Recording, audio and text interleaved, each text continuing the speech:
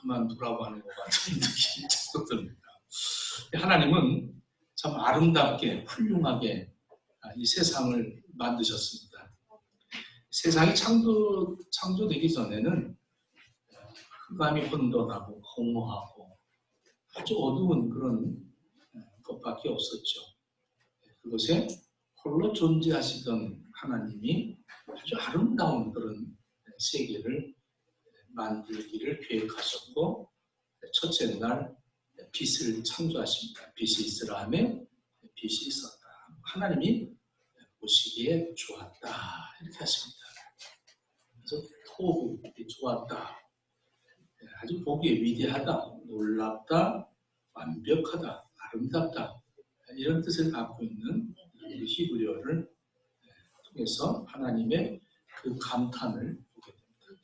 하나님이 보시기에도 놀랍고 위대한 그러한 그 빛을 만드셨습니다. 그리고 둘째 날에 궁창을 창조하시고, 셋째 날에 바다, 육지, 넷째 날에 해와 달, 다섯째 날 물고기, 새, 여섯째 날 각종 짐승들을 다 만드시고, 아주 만드실 때마다 참 놀랍게 보기에 참 좋구나, 좋았다, 위대하다, 놀랍다, 완벽하구나, 이렇게 감탄을 하셨습니다. 하나님이 넓고 아름다운 우주 가운데에 하나님을 닮은 하나님의 형상대로 사람을 만들자. 그래서 그 사람을 만들어서 그들에게 이것을 줘야겠구나, 이렇게 해서 창세기 1장 26절 27절에 하나님이 이르시되 우리 형상을 따라 우리의 모양대로 우리가 사람을 만들고 그들로 바다의 물고기, 하늘의 새와 가축하고 온 땅, 기는 것들, 모든 것들을 다스리게 하자. 하나님이 자기의 형상, 하나님의 형상대로 사람을 창조하시되 남자와 여자를 창조하셨다, 이렇게 말합니다.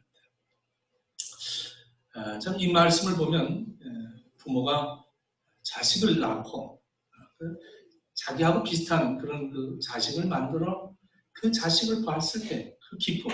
그래서 처음 결혼해서 이제 아이를 낳을 때 보면 우리 자식들도 보면 처음 낳을 때 저희 집사람이 은혜를 임신했을 때 그 수박이 그렇게 먹고 싶다고 해요. 전도사 때니까 아주 버스에서 내려서 걸어서 한 30분을 가야 이제 집을 가는데 수박이 먹고 싶다고 그러면 그 수박을 2통을 사가지고 집까지 가면 이 손이 지금도 이게 있네요. 그렇게 들고 아이를 가졌다는 그 기쁨 속에 그거 참 신비롭지 않아요? 그 뱃속에서 뭐 들어보라고 이렇게 들으면 아빠 이런 소리 들리는 것 같고 막 그다음 아이를 낳을 때 그 감격은 이루 말할 수 없듯이 아마 하나님께서도 우리를 만드시고 이미 만들어 놓은 아름다운 하나님이 보시기에 좋았던 그런 것들을 우리에게 이렇게 맡겨주실 때에 그 하나님의 그 기쁨은 이루 말할 수 없는 거예요. 하나님이 사람을 만드시고 그 기쁨을 설명하고 있습니다. 마치 아버지 어머니가 이렇게 자식을 낳고 막 안는 것처럼 그리고 축복하는 것처럼 그렇게 좋았다는 거죠. 나를 보시고 너무 기뻐하시는 하나님이 나를 이 땅에 보내시고 얼마나 기뻐하셨는지 몰라요. 여러분들은 그런 거 못 느끼죠? 하나님이 나를 이 땅에 보내셨을 때 그가 나로 인해서 그 기쁨을 참지 못하시고 덩실덩실 춤추시면서 네가 이제 내가 만든 세상에 내가 너를 보내서 너가 이렇게 만들어져서 응애하고 나왔구나. 그리고 나를 응애하면서 내가 태어날 때 하나님은 너무 기뻐하시고 그래서 덩실덩실 춤추셨다. 스바냐서 3장 17절에 너희 하나님 여호와가 너희 가운데 계시니 그는 구원을 베푸실 전능자시라. 그가 너로 말미암아 기쁨을 이기지 못하며 너를 잠잠히 사랑하시며 너로 말미암아 즐거이 부르며 기뻐하시리라. 이렇게 말합니다. 하나님은 이 아담을 창세기 때도 아담을 세상에 이렇게 만드시고 그렇게 기뻐하셨다. 마찬가지로 우리들도 이 땅에 왔을 때 여러분들이 존재할 때 하나님이 그렇게 기뻐하셨다는 거예요. 그리고 하나님이 이 세상을 그러니까 세상을 먼저 만들어 놓고 아담에게 그것을 주시면서 그 어떻게 다스리는가를 보고 싶어 하셨습니다.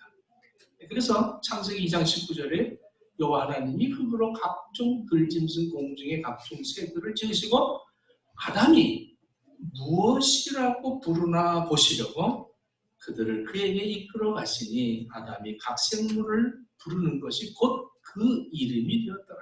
아담이 모든 가축과 공중의 새들 들의 모든 짐승에게 이름을 줍니다. 그러니까 하나님이 그것을 주시고 아담이 어떻게 하는가?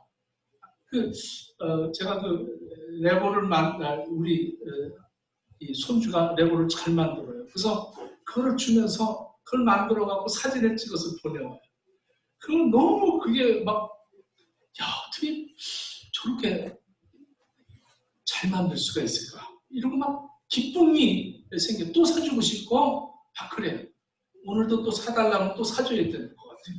너무 그게 잘 그것을 만들고 관리하고 그런 걸 보면 그 기쁘듯이 하나님이 아담에게 그 짐승들을 불러 모으시고 어떻게 이름 짓는가.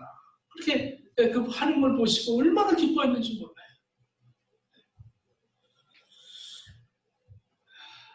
아이들 맨 처음에 엄마 좀 그려보라, 아빠 좀 그려보라 그러면 동그라미 막 그리잖아요. 그래도 그게 피카소 그림인 줄 알고 좋아. 우리 그냥 뭐 보내와요. 우리 딸도 뭐 누가 그렸다고. 그러면서 이렇게 보내오는데 내가 봐도 뭐 별거 아닌데도 불구하고 그 자기가 볼 때는 피카소 그림으로 보이는 거예요. 나도 어릴 때 다 그렇게 했는데 근데 부모의 마음은 그게 아니에요. 부모의 마음은 그 자식들이 뭔가 새로운 창의적인 그런 행동을 취할 때에 너무 기쁘고 즐거운 거예요.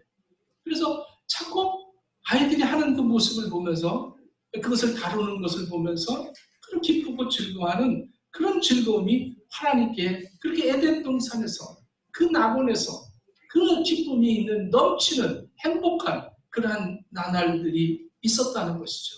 근데 하나님께서 그 에덴 동산 중앙에다가 이 생명나무를 세워 놓으십니다. 그리고 하나님이 이렇게 말합니다. 이 각종 실과는 다 먹는데 아담아, 요거는 너와 나와 영원히 관계를 갖기 위해서 요 언약을 하나 세운다. 요것은 먹지 말아라. 이 말씀은 아담이 영원한 행복을 유지하기 위해서 꼭 필요한 그러한 말씀이라는 사실입니다. 그 가치에 비해서 아주 쉽고 간단하지 않습니까? 먹지 말라고 그랬잖아요. 아주 간단한 거예요. 무슨 뭐 큰 법을 세워가지고 이건 이렇고 저쩌고 하는 게 아니라 먹지만 말리는 거예요. 다른 건 다 먹으라고. 그러니까 허락한 은혜가 있고 허락하지 않은 은혜가 있잖아요. 이거 허락이 안 됐지만 큰 은혜라는 말이죠. 하나님과의 관계를 유지할 수 있는 어마어마한 큰 은혜죠. 근데 이 은혜를 은혜로 여기지를 못한 거죠. 하나님이 나무의 열매를 먹지 못하게 하신 것은 그 이유가 있어요. 아담이 우주의 모든 것들을 다스릴 권세를 가졌지만 항상 너에게 주신 분이 나다. 하나님이 너 위에 있다. 그 계신 하나님의 권세를 항상 인정하라. 그렇기 때문에 이건 하지 말라고 그러셨다. 이렇게 하나님이 제정해 놓으신 거죠. 또 하나님의 말씀이 절대 진리라는 것을 가르쳐 주는 겁니다. 이 우주 만물이 말씀으로 지어졌어요. 그래서 말씀 안에 거하면 그 말씀으로 유지가 되어져야 되는데 하나님의 말씀으로부터 벗어나게 되면 어떻게 돼요? 다시 원위치로 가는 겁니다. 공허하고 흑암 속에 가는 거예요. 말씀으로 이 우주 만물이 다 창조됐기 때문에 말씀의 그 그 안에서 우리가 살아가야, 그래야 그 말씀 안에서 우리는 행복을 느끼고 기쁨을 얻고 감격하고 감사하며 살아가는데, 말씀을 떠나는 그 순간부터 흑암이 혼돈하고 공허한 그런 삶을 살게 된다는 사실입니다.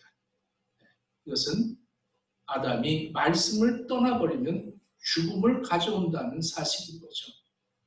아담은 하나님의 아들로서 그분의 말씀 안에 거하고 순종하고 영원히 죽음과 고통을 모른 채 이 우주를 다스리고 지배하는 그러한 사람으로 하나님께서 그에게 모든 것을 허용했습니다. 아담이 이렇게만 했다면 얼마나 좋았겠어요? 그런데 참 하나님의 눈물을 흘리게 한 이 아담을 보게 됩니다. 그렇게 사랑하셨던 자녀가 배신을 하게 됩니다. 창세기 3장으로 가면 배신의 사건이 나옵니다. 사탄이 아담과 하와를 꾀죠. 꼬여서 동산의 실과 모든 걸 먹는데 왜 중앙의 것은 먹지 말라고 했는 줄 아니? 너가 하나님처럼 선악을 알게 되기 때문에 그걸 먹지 말라는 것이다. 자꾸 꼬드긴 거예요. 설득한 거죠.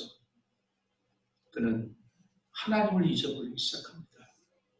그리고 그 꼬임에 넘어가서 보암직도 스럽고 먹음직도 스럽고 지혜롭게 할 만도 하다.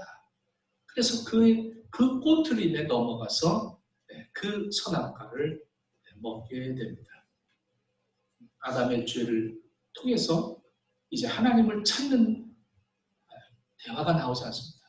하나님 말씀에 이 창세기 3장 이후부터 아담이 하나님을 찾는 법이 없습니다. 그리고 오히려 핑계를 댑니다. 하나님이 하와만 나에게 안 만들어줬어도 내가 괜찮았을 텐데 하와 때문에 내가 그것을 먹게 되었습니다. 이렇게 자기의 죄를 전가하는 이러한 모습을 볼 때 아버지의 마음이 얼마나 아팠겠습니까? 그래서 하나님은 아담의 죄를 위해 자신이 대신 죽어야겠다. 내 아들 때문에 내가 죽어야겠다. 이것을 마음에 작정을 하십니다. 그리고 비웃는 사탄에게 선언하죠.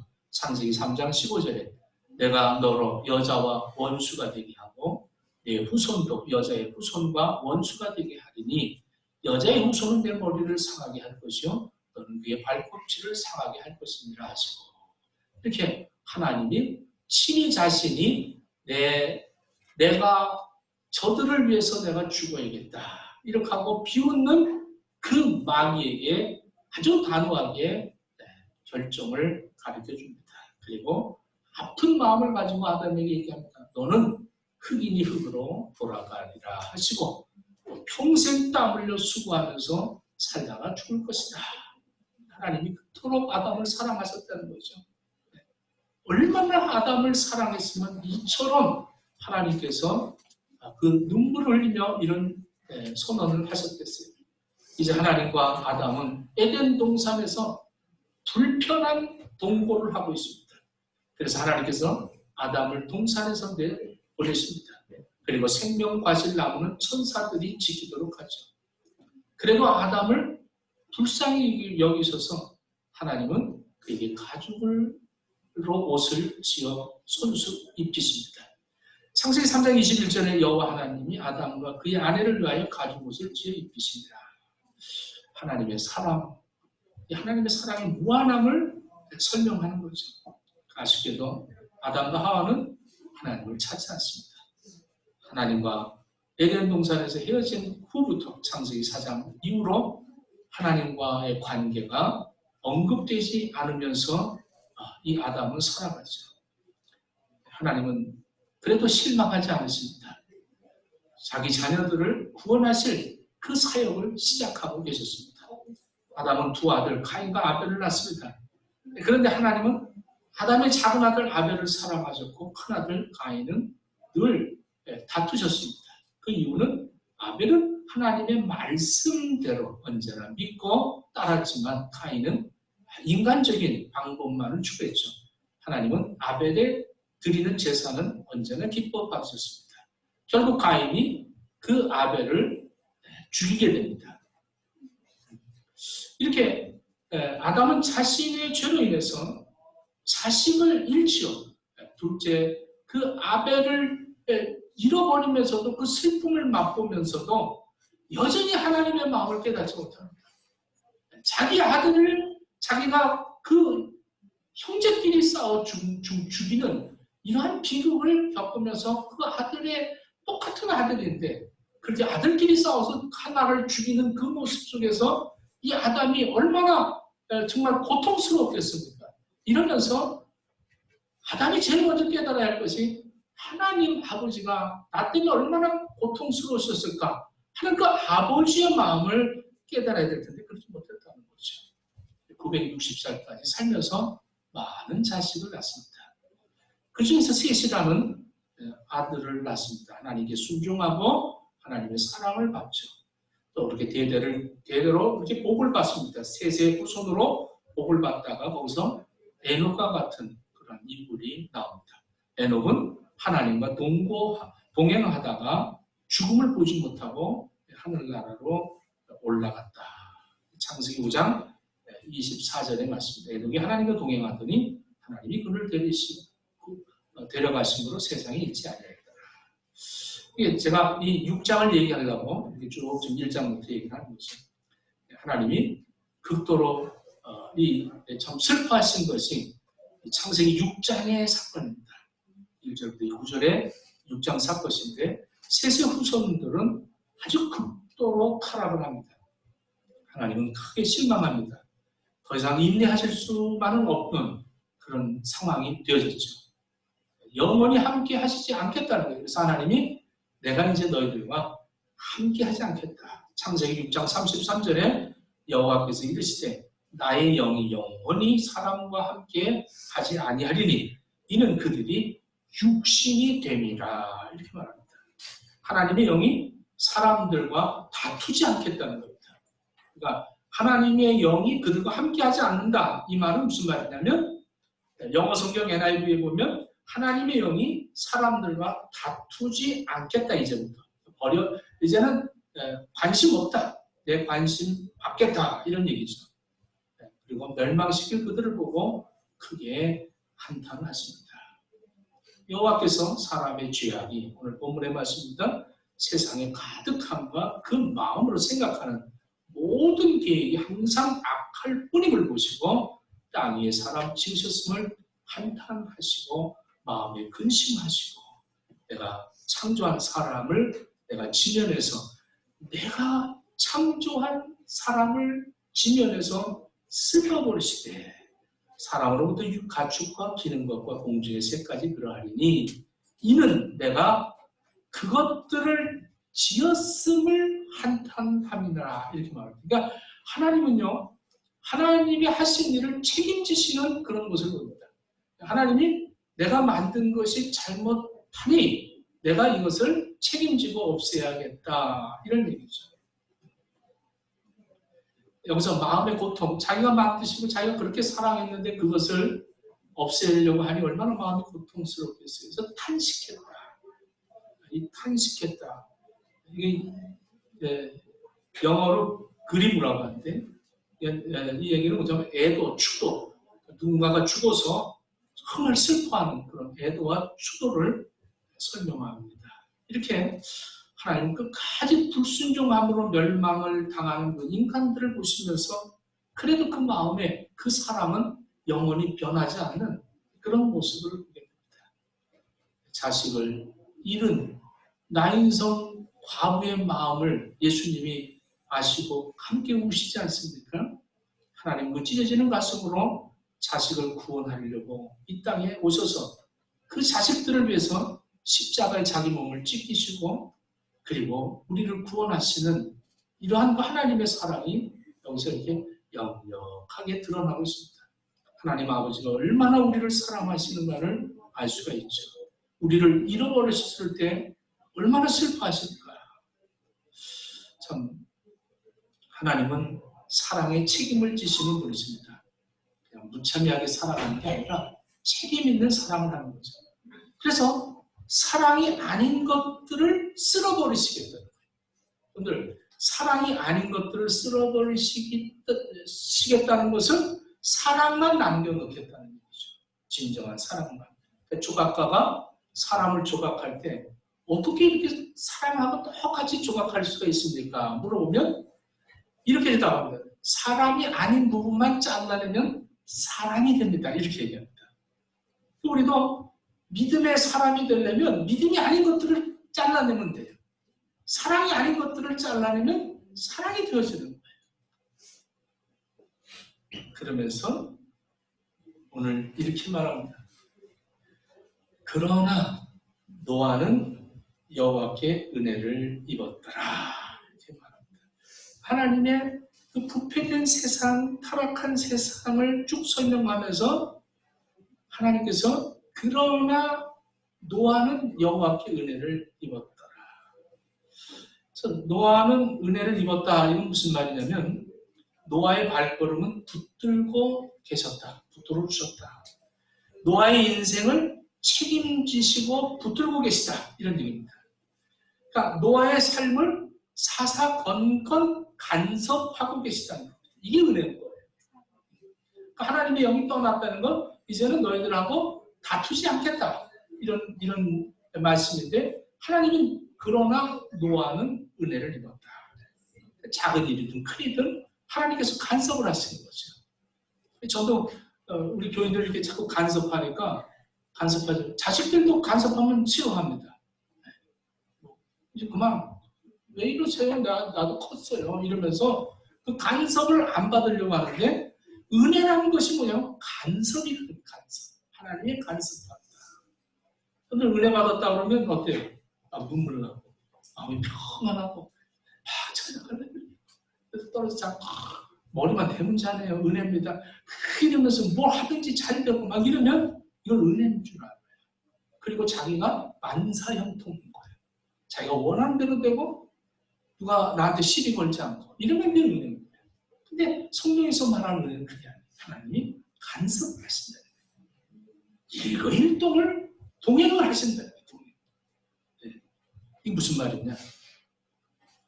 죄가 느껴지고 죄가 싫어지기 시작한다는 거예요.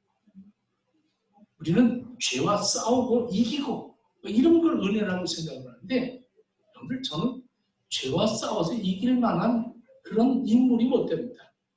죄가 항상 타협하고 달콤하고 죄가 얼마나 참 스릴 있고 죄를 지면 얼마나 참 그만큼 나에게 이득이 있는가 이런 것들이 되어지지 죄와 싸워보려고 할 때가 별로 없는 것 같아요. 그런데 어느 날 순간부터 하나님의 은혜가 내게 임해서 성령이 내 안에 임하시고 나를 간섭하시는데 저거 참 더러운 거네. 저건 내가 저렇게 취했었나? 내가 어떻게 이런 더러운 물에서 내가 목욕을 했을까? 이러면서 그게 보이는 거예요. 그리고 그게 싫은 거예요. 그게 싫어지는 거예요. 그래서 담배가 싫어지는 거예요. 이게 은혜인 거예요, 은혜. 할렐루야. 아멘. 이게. 내 힘으로 한다는 거예요, 내 힘으로. 죄 때문에 애쓰고 노력하는 것이 아니라 싫어지는 거예요, 싫어지는 거. 나 싫습니다. 도박도, 마약도, 술도 이 중독성이 많잖아요. 한번 담배 끊는다는 게 그렇게 쉬운 일이 아니잖아요. 근데 하나님의 은혜가 임하니까 그러니까 이게 싫어지는 거예요, 싫어져. 안 할래요, 싫어요. 나 더럽히기 싫어요. 여러분 목욕하고 나면 굉장히 조심하잖아요. 또 새 옷 입어보십시오. 새 차 타보십시오. 내려서 한 바퀴 돌아보고 또 주차해놓고는 차 타기 전에 돌아보고 어떻게 쓰놨나 또 차 파킹하고 내 뒷차 번호까지 적어놓고 사진도 찍어놓고 왜 그렇습니까? 싫은 거예요. 거기에 기스 내기 싫고 거기에 더럽히기 싫은 겁니다. 하나님의 은혜가 임하면 그러면 하나님의 우리를 붙들어 주셔서 간섭을 하시는 거예요. 그래서 노아가 그러나 노아는 하나님의 은혜를 입어서 뭘 했어요? 방주를 지으며 은혜를 예비했다는 겁니다. 그 노아가 하나님은 언약을 하시죠, 노아에게. 그래서 너와 내가 언약을 세운다. 노아와 약속을 하는 거죠. 방주를 만들어라. 그 방주 안에 들어가면 살리라. 이렇게 말합니다. 방주를 만들고 방주 안에 들어가면 산다는 겁니다. 방주를 만드시고 거기에 들어와야 산다. 이것을 가르쳐 줍니다. 이 생명의 언약이죠. 살리기 위해서 방주를 지으라는 얘기입니다. 거기 짐승 모든 것들을 다 집어넣도록 그렇게 큰 방주를 만들라고 노아에게 은혜를 주셨다는 거예요. 하나님의 은혜의 언약이죠. 노아의 방주는 심판의 방주가 아닙니다. 구원의 방주요. 믿음의 방주요. 은혜의 방편입니다. 우리가 노아 홍수를 하나님의 심판이라고 말하지만 사실 노아의 홍수는 하나님의 심판보다는 하나님의 구원의 계획이라는 것을 우리가 알아야 됩니다. 죽을 수밖에 없는 인류를 하나님께서 살리는 길을 마련해 주신 거예요. 사랑 아닌 것은 버리자. 그리고 이 사랑을 영원토록 보존하자. 이것을 하나님은 여기서 가르쳐 주는 거죠. 내가 얼마나 정직하게 살고 내가 얼마나 착하게 살느냐, 여기에 중요한 것이 아닙니다. 정말 중요한 것은 내가 얼마나 은혜 안에 살고 있느냐. 내가 은혜 밖에 살고 있냐, 은혜 안에 살고 있느냐. 이게 중요한 거예요. 은혜 안에 들어와야 산다는 겁니다. 노아의 방주 안에 들어가야 산다는, 이게 하나님의 언약인 겁니다. 아무리 악한 짐승이라 할지라도 이 언약 안에 들어오면 살아가는 거예요. 근데 아무리 착한 짐승이라 할지라도 언약 바깥에 있으면 죽는 거라는 거예요. 창세기 5장에 보면 인류의 10대 인물들이 나오죠. 장수한 순서대로 나옵니다. 무두셀라 969세, 야렛 962세, 노아 950세, 아담 930세, 셋 912세, 게난 910세, 에노스 905세, 마할렐렐 895세, 라멕 777세, 에녹 365세. 가장 오래 살았던 사람이 969세 무두셀라입니다. 가장 짧게 사는 사람이 에녹 365세입니다. 네, 이 설교 준비하면서 이 무두셀라는 노아 홍수 때 물에 빠져 죽었다. 이렇게 어느 책에 그렇게 나오더라고요. 오래 살면 뭐합니까? 은혜 안에 있어야 되는데, 은혜 안에 있어야 되는데, 그 은혜 바깥에 있으면 그 방주 안에 들어와야 사는 거지, 방주 바깥에서 내가 의롭고 오래 살고 평안했고 행복했다는 것이 중요한 게 아니라는 거죠.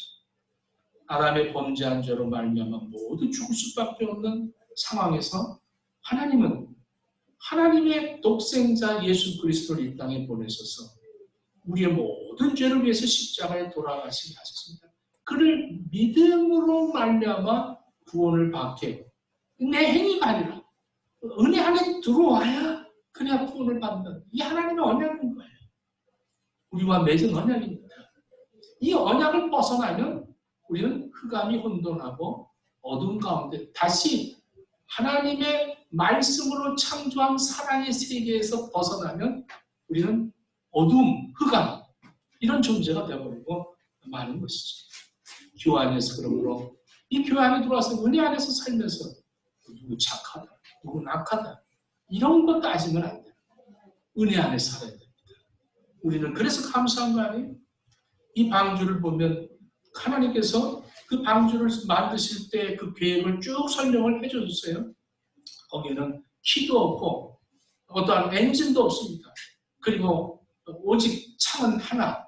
아마 그 창은 아마 이 공기도 순환하고 그러기 위해서 만들게 한 것 같아요. 방향 키도 없고 그냥 노아가 방주는 만들었지만 사람이 만든 방주와 다르게 키도 없고 뭐도 없고 엔진도 없고 그렇게 만들려고 하셨어요. 그래서 무슨 말이냐면 은혜는 하나님이 이끌어 가시는 거예요. 내가 무슨 방향을 설정하고 내가 노를 져서 노력을 해서 가는 것이 아니라 하나님 앞에 맡기는 거예요. 그리고 창이 안 보입니다. 앞이 안 보이는 거죠. 여러분들 우리가 정말 은혜 안에 살면요. 세상 거 잘 보이지 않습니다. 답답할 때도 있어요. 어떻게 살아야 될까? 막막할 때도 있어요. 그러나 우리는 하나님이 나 인생을 지금 이끌어 항해하고 계시다는 것을 알면 우리 그 안에서 은혜를 누리며 살면 되는 거예요. 맡겨야 되는데 맡기지 못할 때 불안하고 어디쯤 왔을까? 지금 파도가 얼만큼 칠까? 물은 얼만큼 내려앉았을까? 모든 생각과 그 관찰을 해서 판단하고 평가하고 그러면서 두려움 속에서 살아가는 어리석은 그런 짓을 하지 못하도록 창을 맨 꼭대기에 올려놓으셨다는 겁니다. 깝깝하죠? 답답하죠? 앞이 보이지 않죠? 바깥에 너무 그렇게 신경 쓰지 마시고 은혜 안에 살기를 축원합니다. 그래서 항상 기뻐하는 거예요. 항상 두려워하지 말라는 거예요. 우리 위치, 우리 포지션이 하나님의 안에 있는 그런 삶으로 살면 되는 거예요. 비록 죄악된 세상에 살지만 우리는 언약 안에 살고 있지 않습니까? 비록 오늘 삶의 문제가 정말 가슴을 졸이고 있지만 우리는 그래도 하나님의 약속이 있는 사람들 아닙니까? 노아의 방주는 구원의 방주요, 은혜의 방주인 겁니다.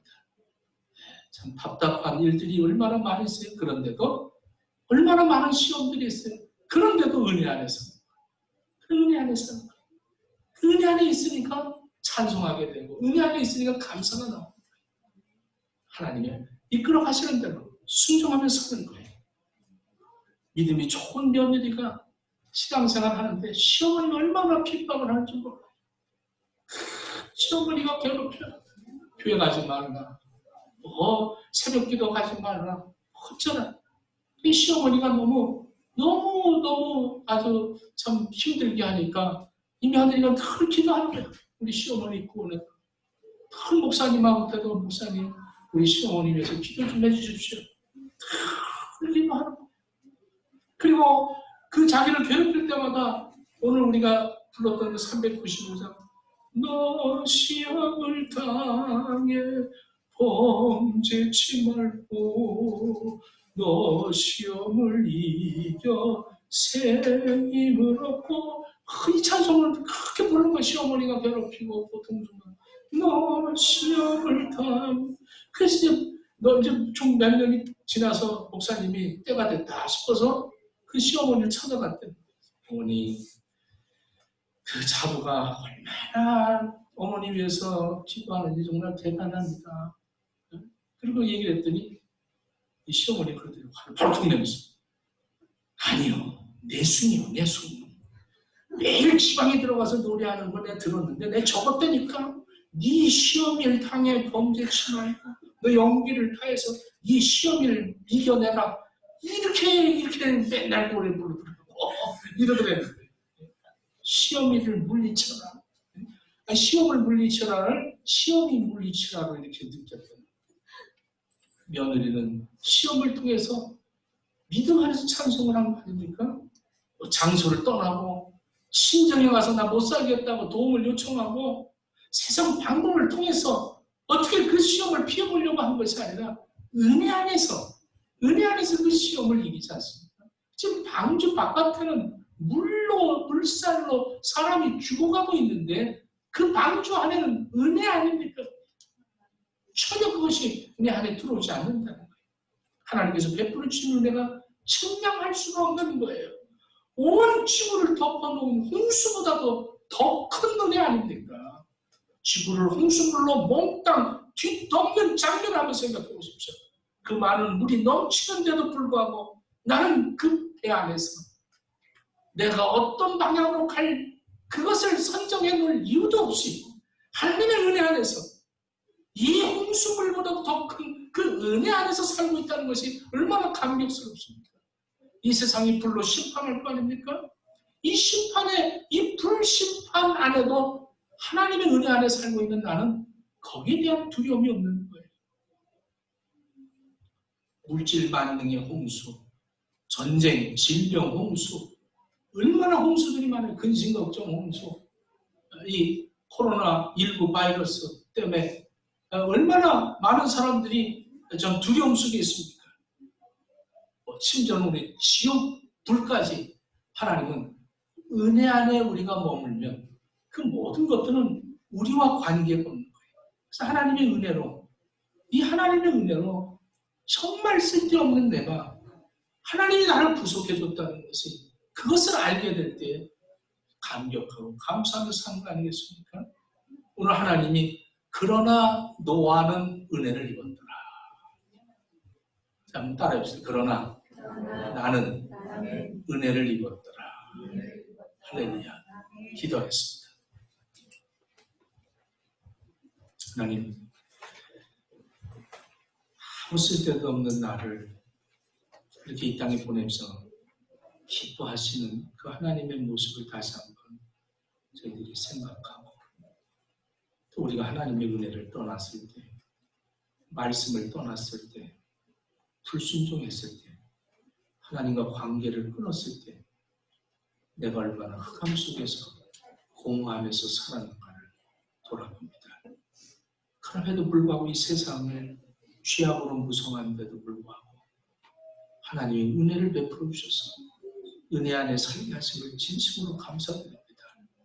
예수님 때문에 이렇게 하나님을 아버지라고 부르고 천국을 소망하며 이 죄악의 홍수 속에서 감사하고 감격하며 예배드리며 우리가 하나님을 아버지라고 부르며 살아가게 하시는 이 은혜 안에 거하게 하시고, 성령님께서 우리를 간섭해 주심을 진심으로 감사하며 감격하며 살아갈 수 있는 행복의 축복을 다 되어지도록 허락해 주옵소서.